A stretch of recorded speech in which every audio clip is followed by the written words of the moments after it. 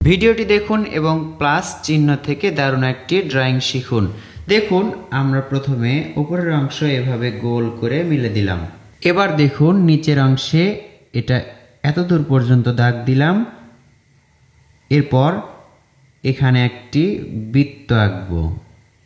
সুন্দর করতে হবে, বৃত্তটি গোল করতে হবে, চেষ্টা করতে হবে যতটা গোল করা যায়। এরপর এর মাঝে আরও একটি গোল বা বৃত্ত আঁকতে হবে, এর মাঝে আরও একটি। এবার কি করতে হবে দেখুন, শিখুন, অন্যকেও শেখান। এভাবে একটু বাড়তি রাখতে হবে, এভাবে একটু বাড়তি রাখতে হবে। এবার আমরা কি করব, এখান থেকে এটা ডাবল করব এবং এখান থেকেও এটা ডাবল করব। ছোট্ট সোনামণিদের জন্য সুন্দর একটি কার গাড়ি। এভাবে এটার সাথে মিলে দিব, এভাবে এটার সাথে মিলে দিব।